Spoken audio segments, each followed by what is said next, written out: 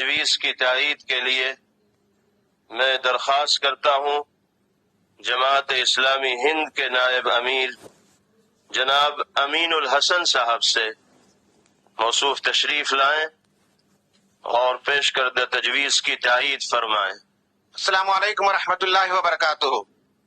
نحمدہ ونصلی علی رسولہ الکریم، اما بعد، اس عظیم الشان اجلاس کے موقع پر ڈائس پر تشریف فرما گراں قدر حضرات علماء کرام، دانشور حضرات، ملت کا رہنما اور اجلاس میں شریک تمام حضرات، اس وقت جمعیت العلماء ہند کے اس 34ویں کنونشن میں ملک کی موجودہ بگڑتی صورتحال پر جس تشویش کا اظہار کیا گیا ہے اور امت مسلمہ کے لیے اور بالخصوص نوجوانوں کے لیے جو لاہی عمل پیش کیا گیا ہے، میں اس کی بھرپور تائید کرتا ہوں۔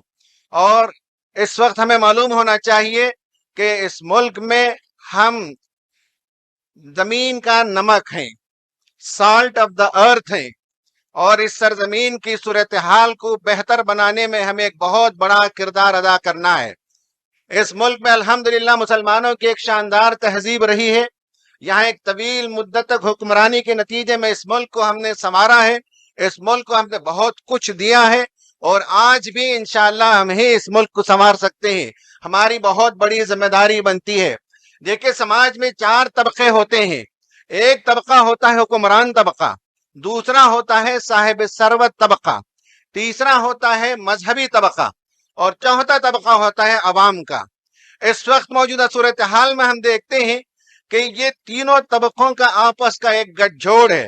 ایک طرف سیاسی طبقہ ہے جو نفرت کا بازار گرم کیے ہوئے اور نفرت کا بیج بوتے ہیں، اور سیاست کے موقع پر وہ ووٹوں کی فصل کاٹتے ہیں۔ دوسری طرف جو ملٹی نیشنل کارپوریشنز کا طبقہ ہے، وہ اس ملک کی دولت کو لوٹتے اور سمیٹتے ہوئے اب صورت کہ اس ملک کا 1% طبقے کے پاس اس ملک کی 50% دولت جمع ہو گئی ہے۔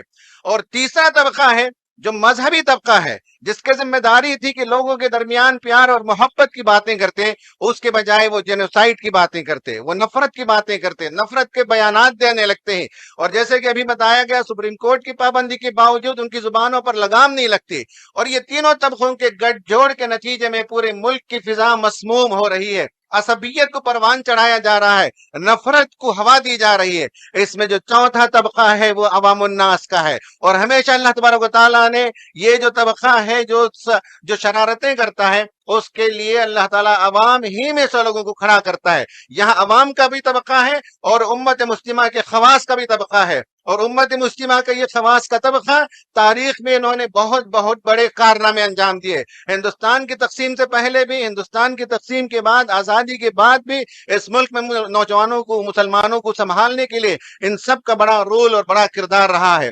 آج بھی ہماری یہ ذمہ داری ہے۔ قرآن مجید کہتا ہے قبلکم اولو بقیۃ ینہون عن الفساد فی الارض الا قلیلا ممن انجینا۔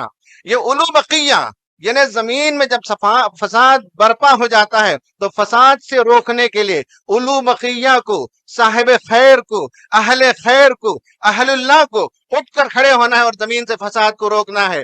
انشاءاللہ ہمارا یہ طبقہ، مسلمانوں میں سے نوجوانوں کا باشعور طبقہ، مسلمانوں میں ایک طبقہ وہ بھی ہے جسے حالات کی کوئی پرواہ نہیں ہے، لیکن آج جس بڑی تعداد میں آپ یہاں تشریف لائے ہیں، یہ اس بات کا اظہار ہے کہ آپ کے دلوں کے اندر اس ملک کی محبت پائی جاتی ہے، آپ کے دلوں کے اندر ایمان کی شمع روشن ہے، اور آپ اس ملک کی تعمیر نو میں ایک بہت بڑا کردار ادا کرنا چاہتے ہیں۔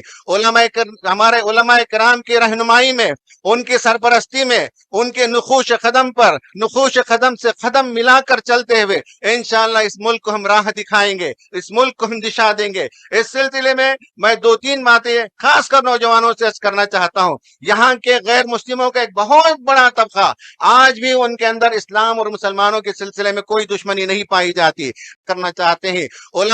ہمارے علماء کرام کی رہنمائی रहनुमाई में, उनकी सरपरस्ती में, उनके नुखूश कदम पर नुखूश कदम से कदम मिलाकर चलते हुए इंशाअल्लाह इस मुल्क को हम राह दिखाएंगे, इस मुल्क को हम दिशा देंगे। इस सिलसिले में मैं 2-3 बातें खासकर नौजवानों से अर्ज करना चाहता हूँ। यहाँ के गैर मुस्लिमों का एक बहुत बड़ा तबका, आज भी उनके अंदर इस्लाम और मुसलमानों के सिलसिले में कोई दुश्मनी नहीं पाई जाती। मीडिया में जो हिंदुस्तान देखते हैं, असलन वो हिंदुस्तान वो नहीं है। आज भी लोगों के दरमियान मोहब्बतें पाई जाती हैं, उनके दरमियान बिल्डिंग द ब्रिजेस का काम करना आपकी जिम्मेदारी है। रमजान के हवाले से, सीरत नबी सल्लल्लाहु अलैहि वसल्लम के हवाले से उनसे दोस्ती करना, उन तक इस्लाम का पैगाम पहुंचाना आपकी जिम्मेदारी है। दूसरी तरफ ये है कि आपकी ये भी जिम्मेदारी बनती है कि मुल्क के मसाइल का रोना बंद करें, व्हाट्सएप में से फॉरवर्ड करना बंद करें, बल्कि मसाइल 100 हो अगर तो 100 मसाइल को गिन लीजिए, सबको क्रॉस कीजिए 99 को, लेकिन कोई एक मसला आप हल कर सकते हो तो उसकी तरफ आगे बढ़िए, इक़दाम कीजिए,